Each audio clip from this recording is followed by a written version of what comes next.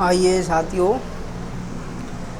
आप सभी का स्वागत है। मैंने आप लोगों से कहा था ना कि मैं एक वीडियो लेके आऊँगा कि आईटीआई के क्या फ़ायदे हैं और क्या नुकसान। मैं आपको ये तो बताया ही था कि एक वीडियो मैंने आपको बता दी थी कि आईटीआई के बाद क्या करें। आपने आई हो देखा हो तो समझ में आ गया हो। मैं आपको एक और वीडियो लेके आ रहा हूँ। मैंने आपसे वादा भी किया था कि मैं एक ज़रूर वीडियो लेके आऊँगा कि अभी आईटीआई के फॉर्म ही डले हैं, अभी एडमिशन अभी हुआ नहीं है, प्रोसेसिंग में है। तो उन बच्चों के लिए है कि वो आईटीआई करने से पहले इसके बारे में समझ जाएं कि इसके क्या फ़ायदे हैं और क्या नुकसान है। क्योंकि बहुत सी बार ऐसा होता है हमें कोई बताने वाला, गाइड करने वाला ही नहीं होता है। पता ही नहीं होता है कि हम कोई काम कर रहे हैं, क्यों कर रहे हैं, किस रीज़न से कर रहे हैं। तो ये जब हमें पता चल जाता है ना अपना लक्ष्य क्या है, तो उसे काम करने में बहुत मज़ा आता है और बहुत आराम से हो जाता है और बहुत अच्छा काम होता है। इसलिए कहते हैं कि गाइडेंस अच्छी हो तो इंसान बहुत जल्दी सफल हो जाता है। ठीक है ना। तो आइए उसी पे बात करते हैं हम लोग। कोशिश करूँगा कम से कम शब्दों में आपको पूरी बात बता पाऊँ। कैसे प्रोसेसिंग होगा, कैसे सिलेक्शन होता है, ये सब आपको आज मैं बताने वाला हूँ। ठीक है। टॉपिक है हमारा आईटीआई के फ़ायदे और नुकसान।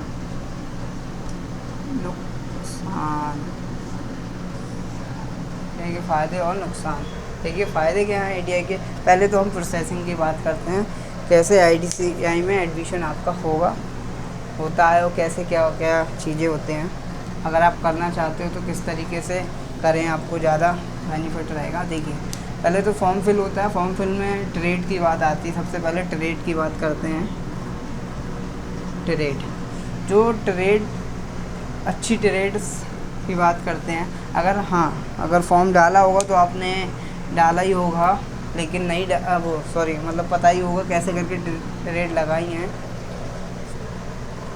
मतलब उसमें ऑप्शन आता है कि ट्रेड को आप अपने अकॉर्डिंग चूज़ करना है, कौन सी प्रायोरिटी आप दे रहे हो। तो जो एक 90% और सही लोग करते हैं वो ये होता है, पहली ट्रेड जो अच्छी मानी जाती है वो है इलेक्ट्रीशियन। सभी को पता है,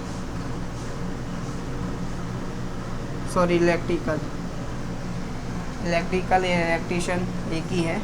आईटीआई में एक ही चलती है और जगह अलग अलग सी हो जाती है। अब शायद दो भी हो गई है, एक इलेक्ट्रिकल एक इलेक्ट्रीशियन।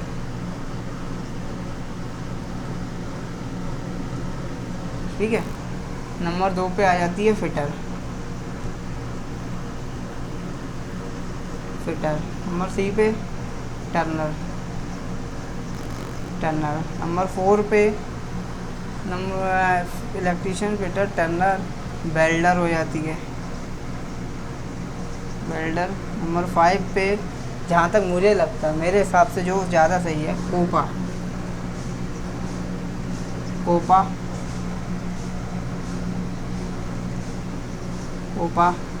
नंबर 6 पे है स्टेनोग्राफर। मेरे अकॉर्डिंग मुझे जो सही लगता है, स्टेनोग्राफर।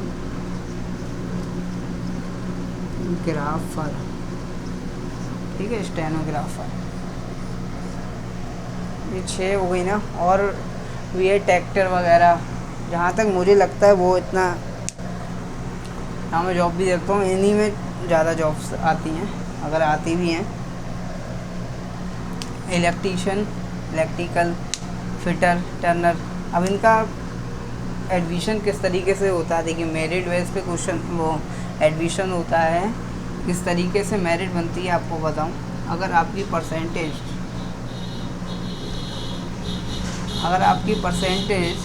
90 प्लस है तो आपका इसमें हो जाएगा। ठीक है। आपकी 80 प्लस है तो अभी आपका फिटर में हो जाएगा। ठीक है। अगर 70 से 80 या तो यहाँ पे फिटर और टर्नर दोनों के चांसेस होते हैं मिलने के। ठीक है ना। फिटर और टर्नर दोनों के चांसेस होते हैं। अगर इसमें फिटर की वैकेंसियाँ फुल नहीं होंगी तो मान लिया 79 या 78 वाले को टर्नर वाले, मतलब उसे फिटर दे दी जाएगी। ठीक है। अगर यहाँ यहाँ 80 वालों का ही मुश्किल से हो रहा है, तो आप जान सकते हो यहाँ टर्नर नहीं मिल पाएगी आपको। वेल्डर है, वेल्डर का भी ऐसे ही रहता है 70 से लेके 85 के आसपास या 80 मान लो। और वेल्डर कम को भी मिल जाती है, फ़िलहाल 65 से 70 में भी मिल जाती है। हाँ, कोपा की भी यही सेम है, कोपा भी 65 से हमारे 70 के बीच में मिल जाती है। हाँ, स्टेनोग्राफ़र का है, इसका थोड़ा सा अलग रहता है। इसका तुम्हारे परसेंटेज तुमने प्रायोरिटी पहले दिया और परसेंटेज आपकी लगभग 80 प्लस में है, तो आपको स्टेनोग्राफ़र मिल जाती है, ठीक है ना। आजकल लोग स्टेनोग्राफ़र ज़्यादा कर रहे हैं, क्योंकि स्टेनोग्राफ़र का मैं आपको यूज़ बता दूं कहाँ पे होता है। जैसे कि आपने एक स्टेनोग्राफ़र का एक अलग ही कोर्स होता है, एक अलग तरीके की लैंग्वेज होती है। जैसे कि आप कोर्ट वगैरह में आप जाते हैं, जो जज वगैरह होते हैं उनके पास एक टाइपराइटर बैठा हुआ होता है, तो वो स्टेनोग्राफ़र होता है। वो उसे हिंदी इंग्लिश तो बाकायदा टाइप करनी आती है, एक स्टेनोग्राफ़र भाषा होती है, उसमें वो टाइप करता है, तो वहाँ की जॉब निकलती है। आप स्टेनोग्राफ़र करके वहाँ पे जॉब कर सकते हैं। लेकिन ये इजी नहीं है, काफ़ी टफ़ होती है, इसमें स्पीड वगैरह लगानी पड़ती है, हिंदी इंग्लिश दोनों में होती है। तो ये एक अच्छा है, आजकल लोग ज़्यादा कर रहे हैं। अब आते हैं हम, ये आपको प्रोसेसिंग समझ में आ गई कैसे क्या करना है, ठीक है ना, किस तरीके से एडमिशन आपका हो जाएगा। और हाँ, ये सब फर्स्ट लिस्ट की बात है, आपको और बता सकता हूँ। जैसे कि सपोज़ मान लिया आपको पहले टर्नर मिली, आपकी परसेंटेज है, मान लिया आपकी परसेंटेज है 78, ठीक है, आपको टर्नर मिली, आप फिटर लेना चाहते हैं, तो इसमें होगा क्या, अगर फिटर की वैकेंसी है, मान लिया एडमिशन, सारे एडमिशन हो गए, जो बच्चों को आना है आ गए, ठीक है। उसके बाद क्योंकि ऐसा होता है ना, नाम होने के बाद बहुत से बच्चे छोड़ के भी चले जाते हैं, 1 या 2 दिन करी, उसके बाद छोड़ के चले गए, तो आप चाहें बात कर सकते हैं तो आपको मिल जाएगी। या कभी कभार ऐसा होता है शॉर्ट लिस्टेड में नाम आपका फिटर टर्नर में आता है, फिर थोड़े दिन बाद एडमिशन लेने वो बच्चे आते ही नहीं हैं जिनका नाम लिस्ट में होता है, तो वो वैकेंसी खाली होती है और आपका नाम जो भी टर्नर की लिस्ट में सबसे ज़्यादा होंगे तो आपको खुद ही फिटर में डाल दिया जाता है, ठीक है ना। अगर आप लेना चाहते हो आपके, तो आप थोड़ा सोर्स भी बात भी कर सकते हो, इस तरीके से आपको यहाँ पे ये चीज़ें एडमिशन आपका हो जाएगा, ठीक है। आइए अब आगे की बात करते हैं, इसके फ़ायदे क्या है।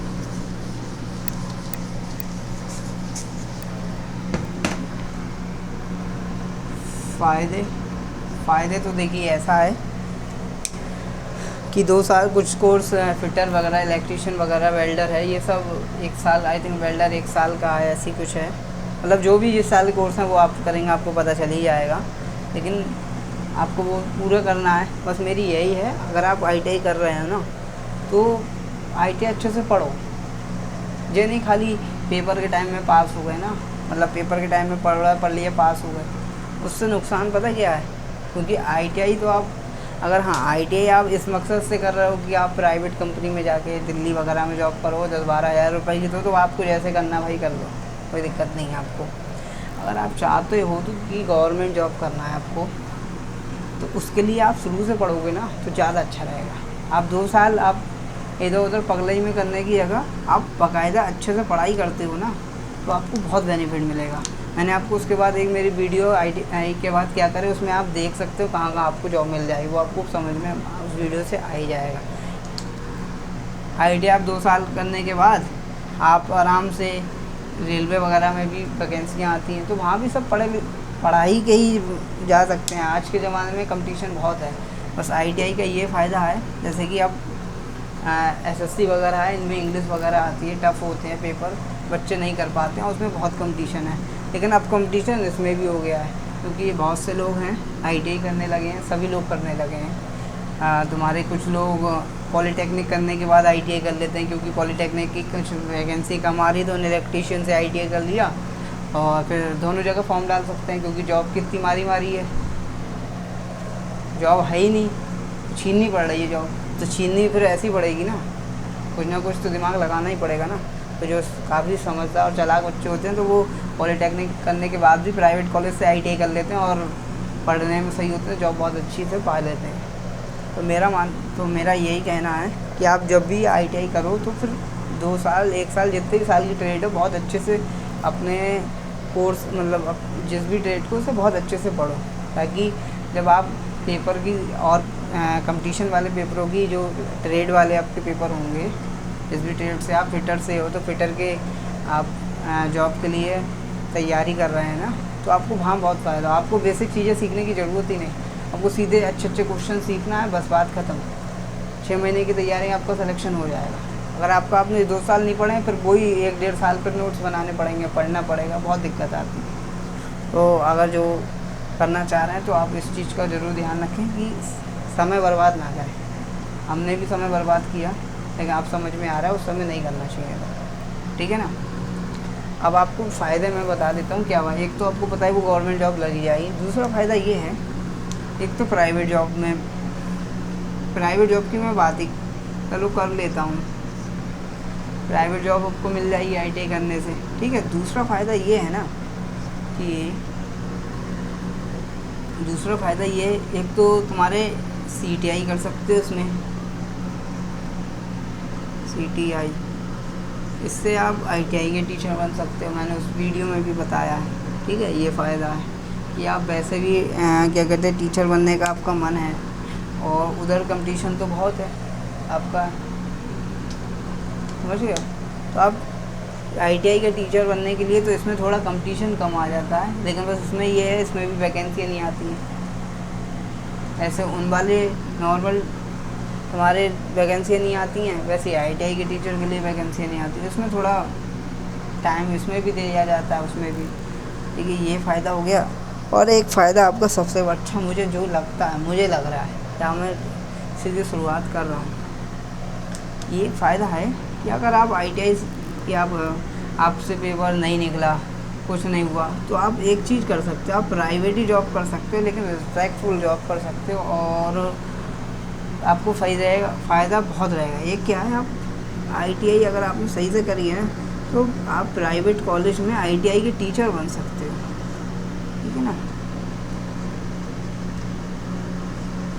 ITI के आप टीचर बन सकते हो। प्राइवेट कॉलेज आपको पता है कितने खुल रहे हैं, दिन पे दिन हर चीज़ प्राइवेट खोल रही है, तो ये एक बहुत फ़ायदा है। अब प्राइवेट के लिए उसमें तो आपको फ़ायदा ही फ़ायदा है, बहुत सी जॉब हैं, कहीं भी जाके कर सकते हो। लेकिन आप ITI अगर आप कर भी रहे हो तो आप पढ़ने में ठीक है, तो आपकी पहला लक्ष्य है ना, वो पहला लक्ष्य ये होना चाहिए गवर्नमेंट जॉब, ठीक है ना। कि ITI करके उसमें कम कंपटीशन होता है, सबसे ज़्यादा कम फिटर में होता है, फिटर में बहुत कम कंपटीशन होता है तुलना में काहे के इलेक्ट्रिकल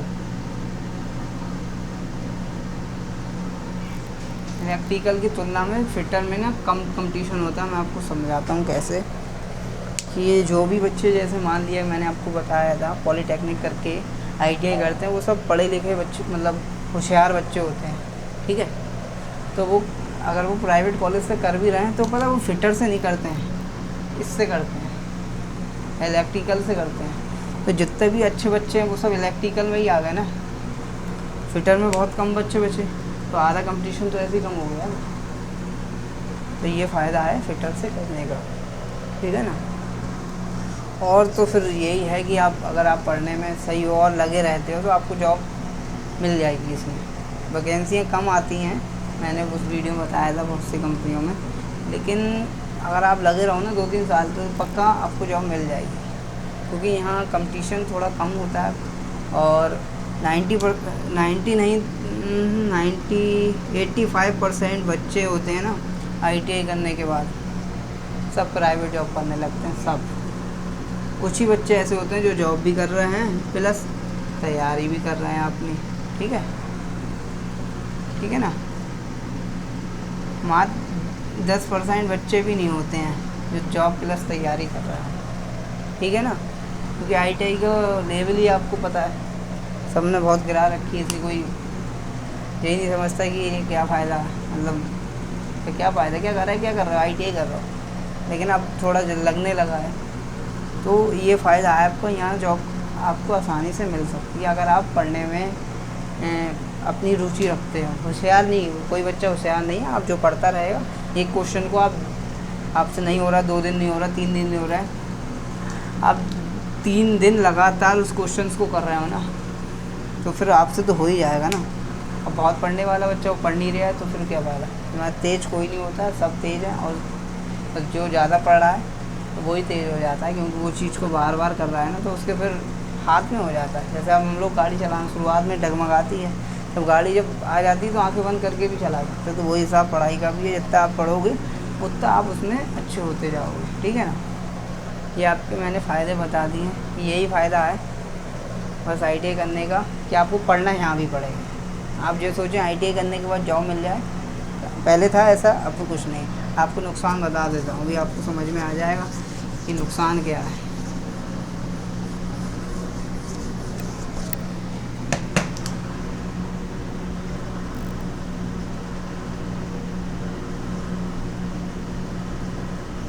अब मैं आपके नुकसान से समझिए, सबसे बड़ा नुकसान यही है, जो बच्चे सोच रहे हैं ना कि ITI में कर लूँगा तो आपको मुझे नौकरी मिल जाएगी, सरकारी हो या प्राइवेट।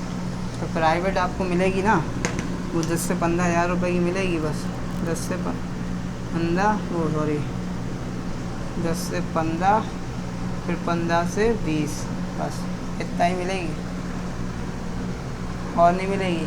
आप सोचो कि आज की महंगाई आपको पता है, इससे कुछ नहीं हो पाएगा आपको, ठीक है ना। सबसे बड़ा नुकसान तो यही है। अगर आप सोच रहे हो कि प्राइवेट जॉब मिल जाएगी, लेबर वाली जॉब मिलेगी, लेबर भी वही काम कर रही होगी, आप भी वही कर रहे होगे, तो ITI करने का मतलब ये नहीं है कि आपको लेबरी वाली जॉब करनी है। हाँ, जॉब करनी लेबर वाली तो आपकी वो मंशा है। सबसे बड़ा नुकसान ये एक हो गया।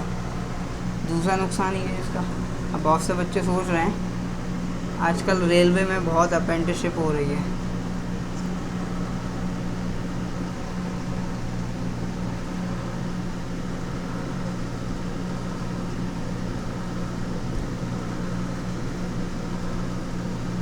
रेलवे में अप्रेंटिसशिप बहुत हो रही है, और 20% का ग्रुप D,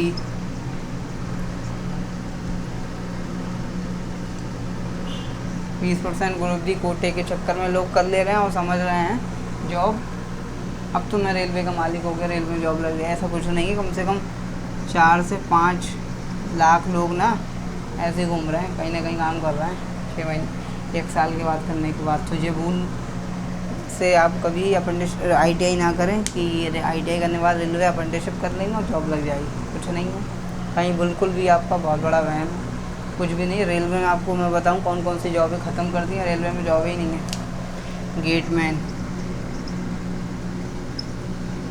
गेटमैन की जॉब ख़त्म, आपको पता है अंडरपास बन गए हैं सब जगह, वहाँ जॉबें ख़त्म, ठीक।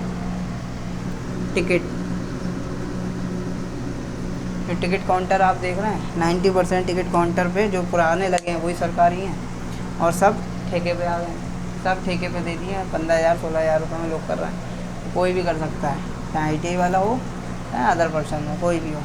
इसमें कोई ITI कोई इसमें कोई औजार थोड़ी चलाने, कोई भी कर सकता है। तो आप भूल जाओ कि आपको ये जॉब, तीसरी जॉब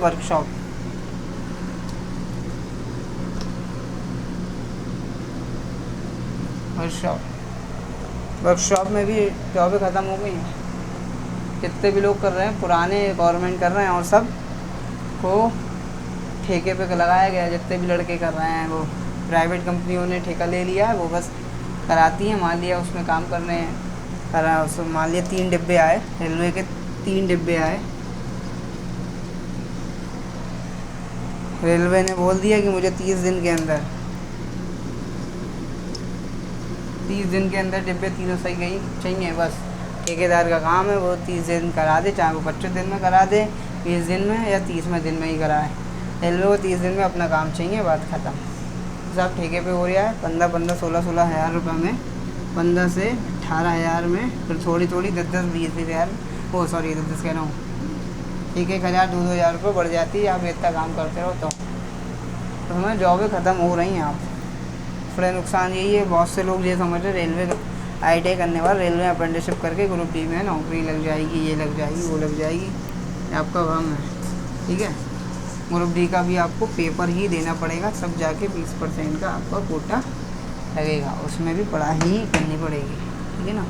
तो ITI आपको करने की सोच रहे हैं तो आप ये सोच लीजिए कि आपको पढ़ाई यहाँ करनी पड़ेगी।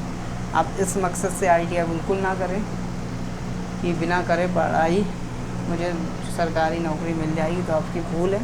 तो आपसे मेरा निवेदन है ITI आप ना करें। ठीक है, आई होप आपको समझ में आ गया होगा कहना मैं क्या चाह रहा हूँ। बहुत से लोगों को यही नहीं पता होता है कि ITI करने के बाद करें क्या। हाँ, आपको मैं बता दूँ ITI में बस ये है कि आने वाले समय में जो रेलवे में भी सबसे ज़्यादा रेलवे की सबको पता है कि जॉब आती हैं, इसमें क्या है ALP में तो मांगते ही ITI। ठीक है, आने वाले समय में ग्रुप डी जो ग्रुप C में अब कन्वर्ट हो गया है ना,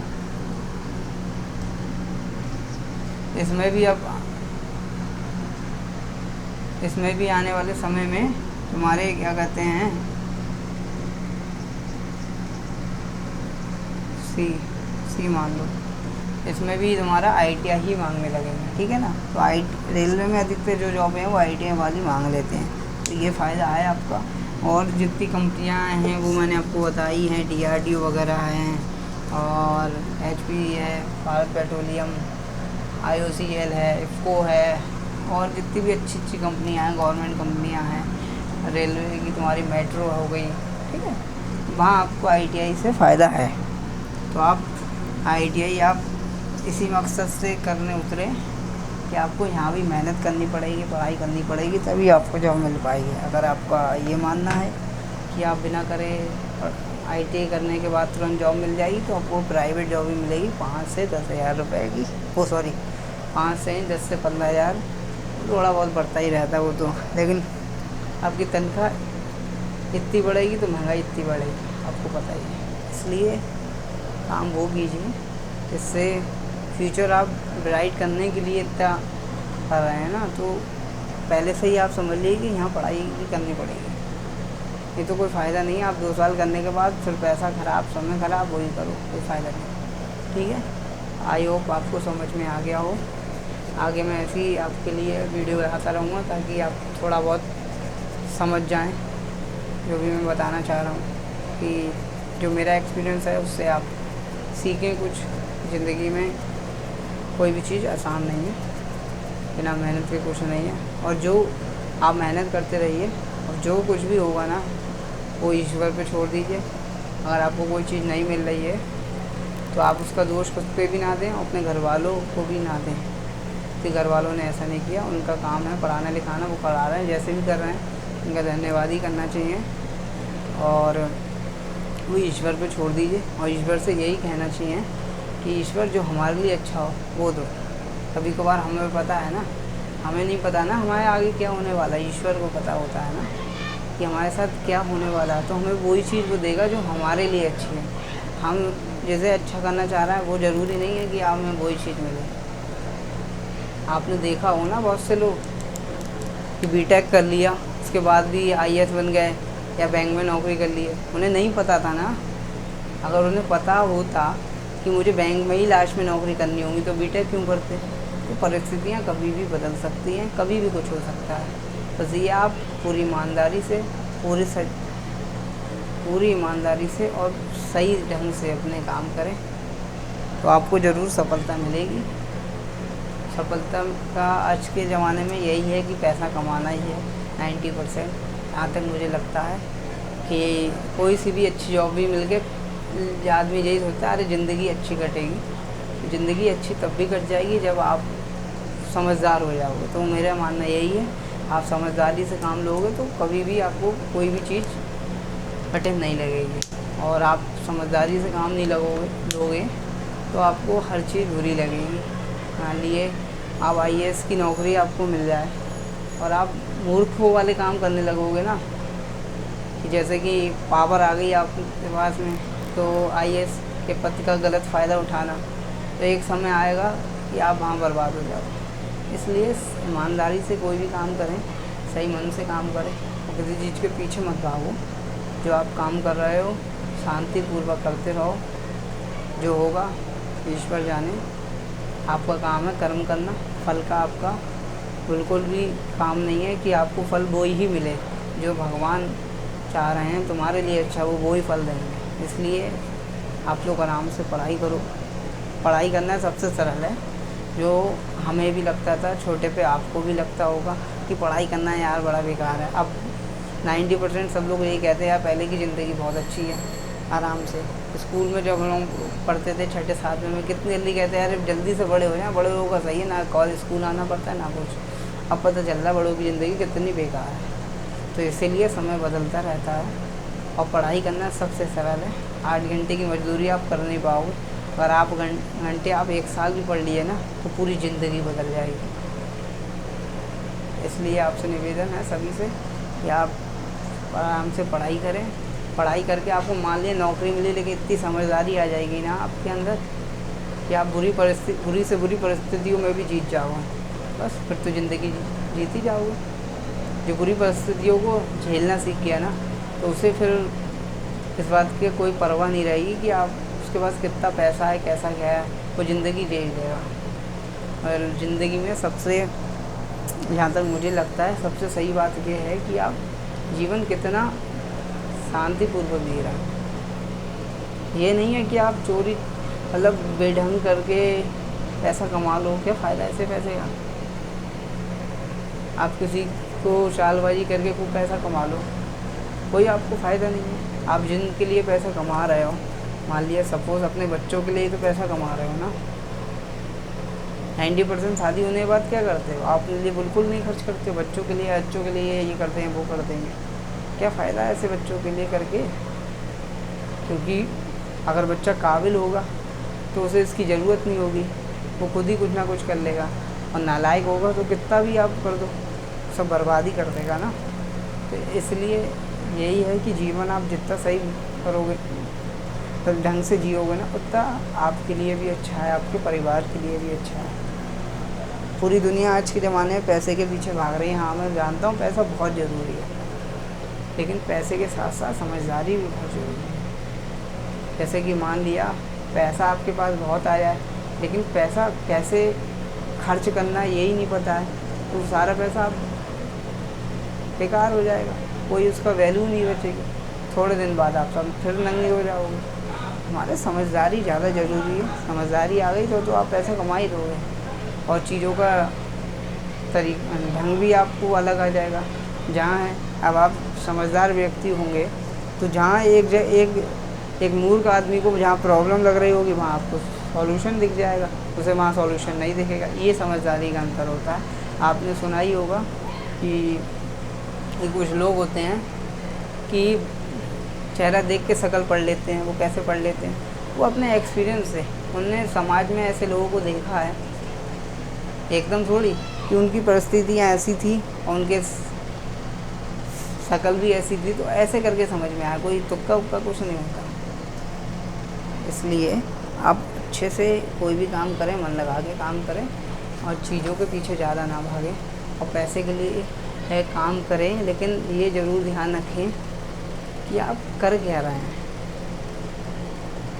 ये नहीं कि पैसे के लिए आप भाग रहे हो, कुछ भी कर दो। किसी ने कहा इसे मार दो, इतना रुपया मिलेगा, क्या फ़ायदा है ऐसे पैसे का? इसलिए पैसे के लिए ये ज़रूर देख लें कि आप काम क्या कर रहे हो। जो आपको इतना पैसा मिल रहा है तो आप वो काम क्या कर रहे हो। इतना कम पैसा मिल रहा है तो वो क्या काम कर रहे हो। अब बेइज्जती करा के बहुत पैसा मिल रहा है आपको, तो समझदार इंसान के लिए तो बेकार है, ठीक है ना। तो पैसे की रेस में इतना मत भागो कि यही भूल जाओ कि तुम हो कौन, इंसान हो या जानवर। और उससे लोग हैं जानवरों की तरह व्यवहार करने लगे हैं। ऐसा ही पैसा दिखता है उन्हें, कोई दिख ही नहीं रहा है कि हम किसके साथ क्या कर रहे हैं क्या नहीं, ठीक है ना। तो आपसे यही निवेदन है सभी विद्यार्थियों से, आराम से पढ़ाई करें और ये मान के पढ़ाई करें कि हम अपना पूरा बेस्ट दे रहे हैं। जो आगे होगा भगवान जाने, ईश्वर की मर्ज़ी के बिना कुछ नहीं होता। ये बात सत्य है।